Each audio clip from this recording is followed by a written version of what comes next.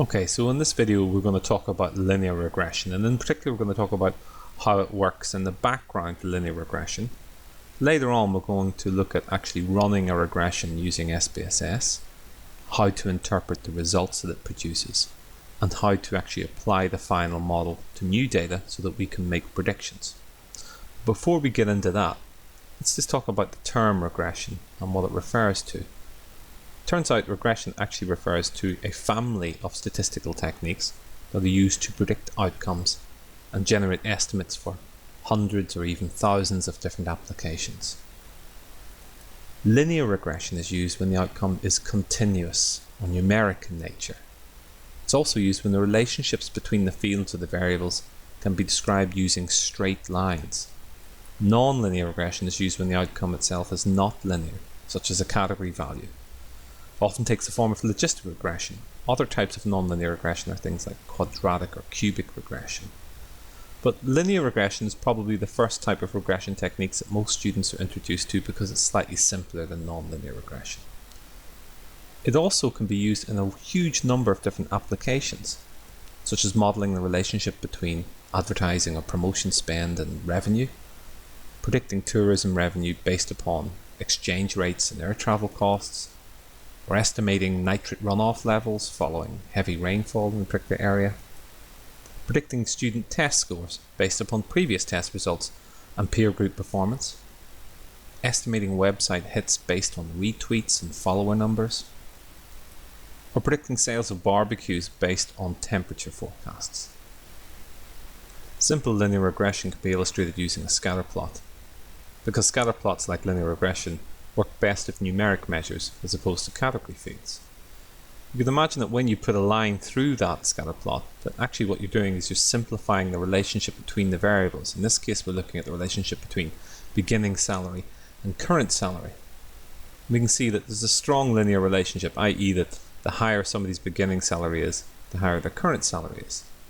In fact, if the line fits the points well, we can use it to make predictions. The line is going through the points in such a way that it's trying to minimize the differences between the points in the line itself. And these differences are called the residuals. In fact, these positive and negative residuals are squared and summed. And the technique finds a line that minimizes the final value. This is called the line of least squares. In fact, in classic linear regression, this is sometimes called OLS, or ordinary least squares regression. As these four charts illustrate, however, there are limitations with using a straight line to try and describe the relationship between two continuous fields. Although the line is always straight, the relationship is not always linear in nature, and the line may be affected by extreme values or clusters of points that occur in one particular location. If we wanted to summarize these relationships, however, we could use a correlation value. A correlation value measures the strength of a linear relationship between one variable and the other, and it runs from -1 to +1 on a standardized scale. As an example, you can see a scatter plot here representing the relationship between horsepower and vehicle weight, where each of the points represents a different automobile. We can see that this is a fairly strong relationship, as in the higher the horsepower, the heavier the vehicle. That gives us a correlation value which is in the positive scale of 0.859, quite close to 1. The next example, however, is a much weaker relationship. This is a relationship between miles per gallon of the vehicle and time to accelerate from 0 to 60. This time the correlation value is only 0.4. In the third example, we have a negative correlation, because as time to accelerate increases, horsepower tends to get lower, and as a result of that we have a strong negative correlation of -0.7. Conversely, you might have a relationship where there really isn't any relationship, such as here between the mileage of the vehicle and the miles per gallon. And as a result of that, the correlation value is very close to 0. Or alternatively, we may have a relationship which isn't well described by a straight line, and it is in fact a curvy linear relationship. Nevertheless, the correlation value here comes out at -0.671. It turns out if we take the correlation values and square them, we can convert them into values that we can interpret as percentages. For example, a correlation of 0.4 squared gives us a value of 0.16. This is known as an R-square value. And an R-square value of 0.16 equates to 16% fit, meaning that 16% of the variation in one field is shared by the variation in the other field. Conversely, correlation of 0.6 will give us an R-square of 0.36, meaning that there's a 36% fit.